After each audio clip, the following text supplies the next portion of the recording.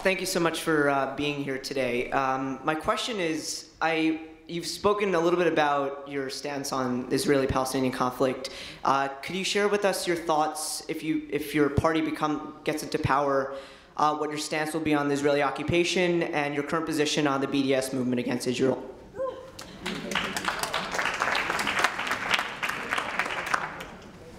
I've been in Palestine in September, and I saw this unacceptable apartheid situation. In my opinion, Israel is violating all the time the international law, and the attitude of the USA government regarding Israel is completely unacceptable. The attitude of Europe is probably the best word in order to define the attitude of Europe is hypocrisy.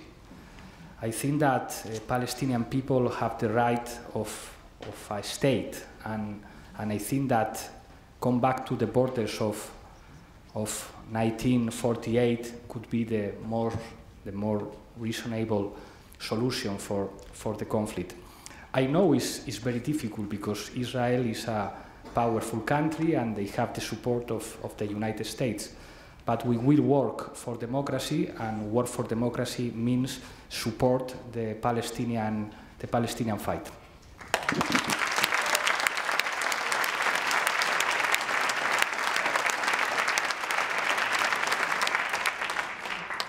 Mr. Iglesias, since you are running for a Spanish presidency, I have a couple of questions about internal politics. It is. The first, about 1 year ago in your TV show La Tuerca, you said that following the definitive cessation of ETA terrorist activities, all Basque terrorist prisoners should be released. And I was wondering if you still maintain this position, and especially referring to those terrorists who committed assassinations very recently, 2010, 2011, who killed Isaias Carrasco, Ina Shuria, and others. And the second question regards to the Spanish security sector structure. You know that we have two main national law enforcement agencies. One is military, the Guardia Civil, the other is civilian, the National Police. Do you like this system, or do you think we shouldn't have a military police in Spain? We should eliminate them or merge with the civilian police? Thank you.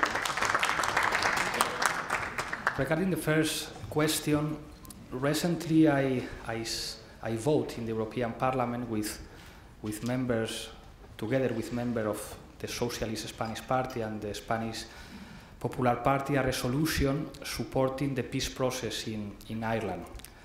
A peace process means that law should be respected, and I think that the exceptional situation that we have in Spain regarding the prisoners is something of the past. I think that when someone commits a crime, should be in prison, and should be in prison the years that the law, in my case the Spanish law, say if you have to be 20 years in prison because the Spanish law say you have to be 20 years, that's right.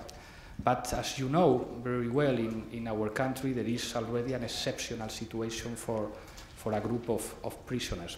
And I think it could be a matter of responsibility of a state to end the exceptional situation, always with all the respect for the victims of terrorism. And obviously, as you know, we condemn seriously the terrorism of ETA in our country. I have to remind you that the Spanish governments of Aznar, Zapatero and Felipe González were sitting in the same table with the members, with the heads of ETA, talking about prisoners and talking about prisoners' policy. And I think it's a state matter, very, very, very difficult. But I think that I can ask to my government to have a state responsibility in order to organize his politics regarding this issue. The second question is about the police system in Spain, where we have different police forces, police, civil guard. We have had meetings with unions or association of police and civil guards, and if we are in the government, we should open a big dialogue with all the sectors in order to organize the most effective system of security in our country. It's not an easy discussion, but the most important thing is to try to be more efficient, listening to the actors in this case. Yes. Good afternoon. Syriza is calling for a European debt conference, the model of this being the London Debt Conference of 1953, which allowed Germany to resolve itself of 50% of its debt and move into an economic power position. Do you call for that? And if so, what would be the proper percentage for Spain? Thank you. I think the Greek government is right, and I think they are making very good proposals in order to improve the situation in Greece. And restructuring the debt is something needed. It's impossible to pay the debt if your economy is completely destroyed. The austerity programs have destroyed the economy in Greece. And I think we are now in a very difficult moment. I see very dogmatic behavior in some countries in Europe, especially in Germany. And I think we should say to Angela Merkel, you did a mistake. These austerity programs have been a disaster for the European Union. And maybe if you continue to develop this dogmatic behavior, maybe next year you will be sit in a table with Marine Le Pen, and we don't like that. So I think the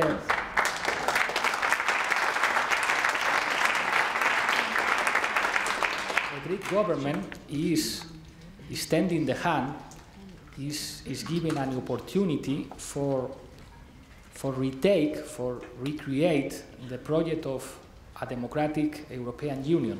And I think the European governments, especially the socialist one, should take that hand. Regarding Spain, our situation is different. Respect Greece, we are the fourth economy of the Eurozone, and probably we will have another position in an eventual negotiation. Yes. Hi. I just returned from Spain after a 2-week visit, and all I could hear from the media and from your opponents in the political world is you won't define yourself. You won't position yourself ideologically. You won't make a program clear to the Spanish people and the Spanish voter. I'm not going to say whether I agree with that or not, but basically, is this strategic ambiguity on your part? Is this something to position yourself in such a way as to isolate the other parties? And in order for you to perhaps define yourself, maybe for this audience, what makes you different from the Partido Socialista? What makes you different from the party that, despite the corruption and the problems, gave universal access to education, universal health care, voluntary military service, et cetera, et cetera, et cetera?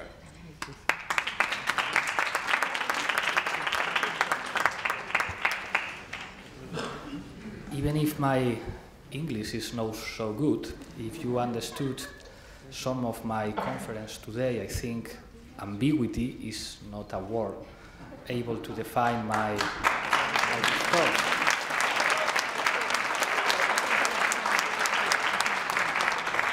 I think we are very clear when we said we don't want more evictions in our country, and using European law we can finish with evictions in a week. When we say we need a restructuration of the debt, we are very clear, there is no ambiguity.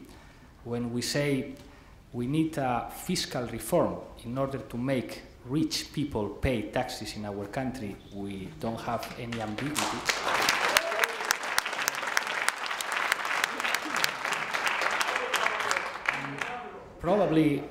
Probably this aggressive behavior you can find in some Spanish newspaper is precisely because there is not ambiguity in our post.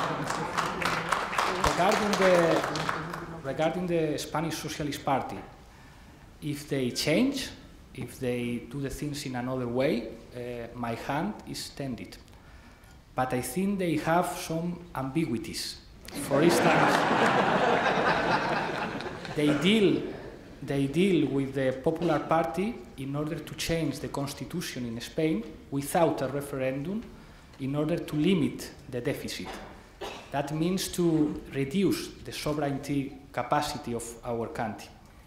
They have dealt 2 weeks ago with the Popular Party in order to create a new penal figure in our legal system, the permanent prison, something that is against the European values and against the democratic values.